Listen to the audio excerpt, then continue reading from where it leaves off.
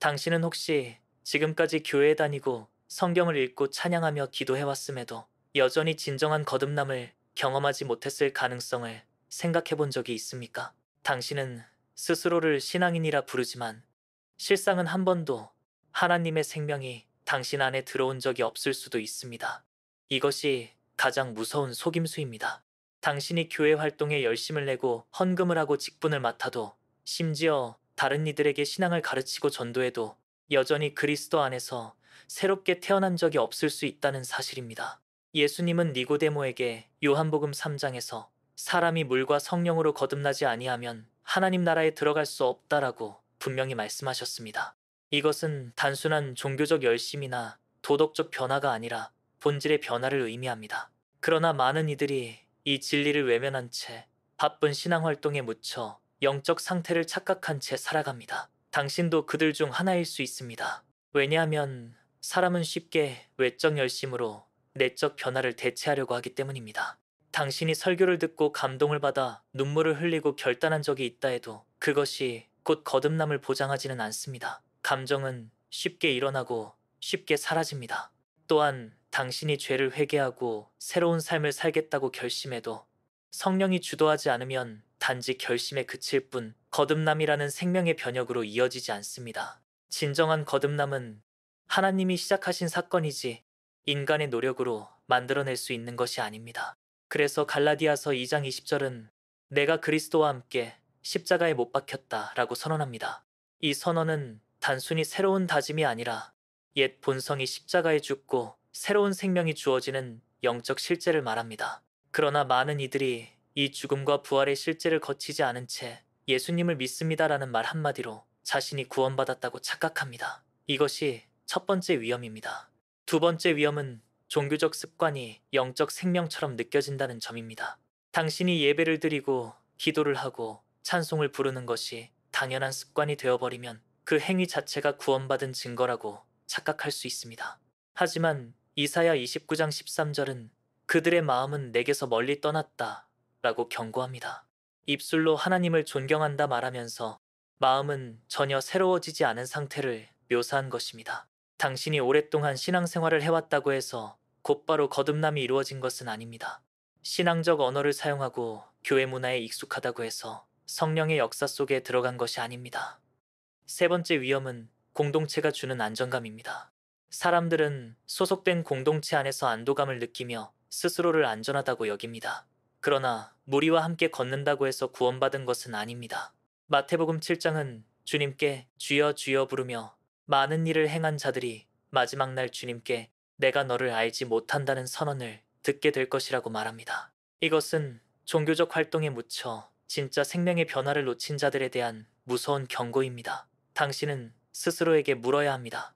나는 단지 교회 안에서 살아가는가 아니면 성령 안에서 살아나는가? 당신의 마음이 여전히 세상의 욕망에 지배당하고 죄와의 싸움에서 반복적으로 패배하며 하나님의 뜻보다 자기 의지를 더 따르고 있다면 그것은 거듭나지 않은 영혼의 특징일 수 있습니다. 진정한 거듭남은 당신을 죄와의 전쟁터로 데려갑니다. 죄를 사랑하던 마음이 죄를 미워하게 되고 의를 사모하게 되며 하나님의 임재를 갈망하게 됩니다. 만약 당신이 예배 중에도 하나님을 진정으로 갈망하지 않고 그분의 뜻에 복종하기보다 단순히 종교적 안도감에 머물고 있다면 당신은 심각한 영적 착각 속에 있을 수 있습니다. 또한 거듭난 자는 반드시 성령의 내적 증거를 갖습니다. 로마서 8장 16절은 성령이 우리의 영과 더불어 우리가 하나님의 자녀임을 증언하신다라고 말합니다. 이 내적 증거가 없이 단순히 교회 공동체가 주는 정체성만 붙잡고 있다면 그것은 위험한 신호입니다. 결국 형식적 신앙은 당신을 가장 쉽게 속입니다. 외적 행위와 내부 생명이 분리되어 있기 때문입니다. 당신은 종교 활동이라는 화려한 포장지로 자신을 감싸고 있지만 그 안에 하나님의 생명이 없다면 그것은 죽은 신앙입니다. 하나님은 사무엘상 16장에서 사람은 외모를 보지만 여호와는 중심을 보신다 라고 말씀하셨습니다. 그 중심에 성령이 거하지 않는다면 당신은 여전히 죽음 안에 있는 것입니다. 그러므로 오늘 당신은 가장 근본적인 질문을 스스로에게 던져야 합니다. 나는 정말로 성령으로 다시 태어났는가? 아니면 그저 교회 문화와 신앙 습관에 길들여진 것뿐인가? 당신의 대답이 흐릿하거나 자신이 없다면 지금이 바로 깨어나야 할 때입니다. 당신은 더 이상 외적 열심에 안주할 수 없습니다. 당신의 영혼이 살아있지 않다면 당신의 모든 신앙 활동은 공허합니다. 이것이 바로 진정한 거듭남 없이도 신앙생활이 가능하다는 무서운 현실입니다. 신앙의 가장 깊은 함정은 스스로를 이미 안전하다고 믿는 잘못된 확신입니다. 많은 이들이 한때의 결단과 감정적 체험, 세례와 직분, 교회에서의 신뢰를 구원의 증거로 착각한 채 살아갑니다. 그러나 마태복음 7장 22절에서 예수님은 그날에 많은 사람이 주여 주여 우리가 주의 이름으로 선지자 노릇하며 주의 이름으로 귀신을 쫓아내며 주의 이름으로 많은 권능을 행하지 아니하였나이까 라고 말할 것이라 하셨습니다. 이어서 주님은 내가 너희를 도무지 알지 못하니 불법을 행하는 자들아 내게서 떠나가라 라고 선언하십니다. 이름을 부르고 사역을 해도 주께서 인정하지 않는 믿음이 분명히 존재한다는 무서운 사실입니다. 이 잘못된 확신은 죄와 타협하게 만듭니다. 요한일서 3장 9절은 하나님께로부터 난 자마다 죄를 짓지 아니하며 이는 하나님의 씨가 그의 속에 거하기 때문이라고 말합니다. 거듭난 자는 죄를 사랑하고 반복적으로 합리화할 수 없습니다. 그러나 자기 확신에 갇힌 사람은 하나님은 나를 사랑하시니까 괜찮다 라는 말로 죄를 방치합니다. 이렇게 되면 회개의 날카로움이 사라지고 죄를 미워하기보다 용인하게 되며 결국 성령의 경고를 들을 수 없게 됩니다. 과거의 고백만을 붙잡은 채 현재의 죄를 가볍게 여기는 마음은 거듭남이 아닌 자기 위안의 증거일 수 있습니다. 잘못된 확신은 말씀을 분별하는 능력마저 마비시킵니다. 성령으로 태어나지 않은 상태에서는 설교와 성경 공부를 들어도 깊은 내적 변화를 일으키지 못하고 감정적 만족에만 머무르게 됩니다. 그래서 마태복음 24장 11절이 경고한 것처럼 거짓 선지자의 미혹에 쉽게 넘어갑니다. 복음의 본질을 벗어나 성공과 번영, 자기 위로를 강조하는 메시지를 들으면서도 전혀 불편함을 느끼지 못할 때 이미 영혼은 깊이 잠들어 있는 것입니다. 이 위험은 마음을 완고하게 만듭니다. 히브리서 3장 15절은 오늘 너희가 그의 음성을 듣거든 너희 마음을 완고하게 하지 말라고 말합니다. 하나님께서 양심을 찌르실 때 즉시 반응하지 않으면 마음은 점점 굳어져 더 이상 하나님의 경고를 느끼지 못합니다. 나는 이미 구원받았다라는 생각은 회개의 문을 닫아버리고 변화의 기회를 잃게 만듭니다. 오랫동안 스스로를 점검하거나 하나님 앞에 깊이 엎드린 적이 없다면 그것은 이미 굳어져 버린 영혼의 신호일 수 있습니다. 거듭남은 종교적 습관을 벗어나 하나님의 생명이 실제로 들어오는 사건입니다. 이는 인간의 의지나 노력으로는 결코 만들어낼 수 없으며 성령께서 주권적으로 역사하실 때만 일어납니다. 요한복음 1장 13절은 혈통이나 육정이나 사람의 뜻으로 나지 아니하고 오직 하나님께로부터 난 자들이라고 말합니다. 따라서 참된 전환은 자신의 힘으로 구원을 쌓아 올리려는 모든 시도를 내려놓고 하나님의 은혜 앞에 전적으로 굴복하는 순간에 시작됩니다. 스스로를 지켜주던 과거의 확신과 공로를 내려놓을 때 비로소 성령이 다스리시는 새 생명이 임할 공간이 열립니다. 이 전환은 반드시 말씀의 빛 아래에서 일어납니다.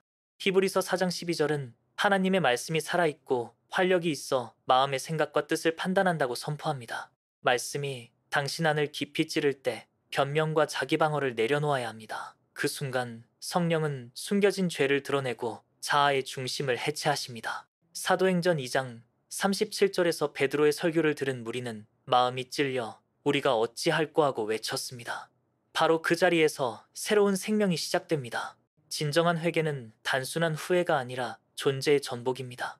하나님을 거부하던 의지를 내려놓고 그리스도의 주권을 받아들이는 절대적 항복입니다. 거듭남의 실체가 삶에서 드러나면 중심이 완전히 재편됩니다. 이제 신앙은 습관적 행동이 아니라 생명의 흐름이 됩니다. 갈라디아서 5장 22절이 말하는 성령의 열매인 사랑과 희락과 화평과 오래 참음과 자비와 양선과 충성과 온유와 절제가 서서히 맺히기 시작합니다. 이 변화는 억지로 꾸며낼 수 없습니다. 이전에는 불가능했던 용서와 인내, 죄에 대한 민감함이 생기고 세상적 성공보다 하나님의 뜻을 따르려는 선택이 점점 더 자연스러워집니다.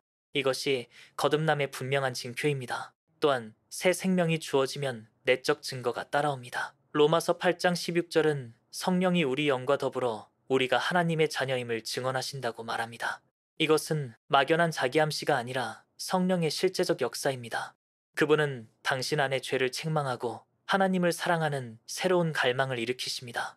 이런 내적 증거가 없는데도 안전하다고 여기는 마음은 거짓된 확신입니다. 그러나 성령의 증언은 사람을 두렵게 하지 않고 하나님을 더 깊이 사랑하게 만들며 죄에서 돌아서게 만듭니다. 참된 거듭남은 결국 하나님께 온전히 붙들려 사는 삶으로 이어집니다. 더 이상 신앙을 소유물처럼 관리하지 않고 하나님이 나를 소유하셨다는 인식이 깊어집니다. 에스겔 36장 26절은 새 영을 너희 속에 두고 새 마음을 주신다고 말합니다. 그 약속이 현실이 되면 하나님을 향한 복종이 기쁨이 되고 죄를 미워하는 마음이 자연스럽게 생깁니다. 교회 안에서의 지위나 타인의 평가가 아니라 하나님과의 실제적 관계가 삶을 움직이기 시작합니다. 이 전환을 경험한 사람은 더 이상 과거의 확신에 머무르지 않습니다. 날마다 자신을 점검하고 하나님의 빛 아래 서기를 기뻐하며 죄에 대해 즉시 반응합니다. 성령의 인도하심에 민감해지고 말씀을 따라 자신을 재정비하며 세상적 안전이 아니라 하나님의 뜻을 따르는 삶을 택합니다. 이것이야말로 거듭남이 만들어내는 지속적이고 실질적인 증거입니다.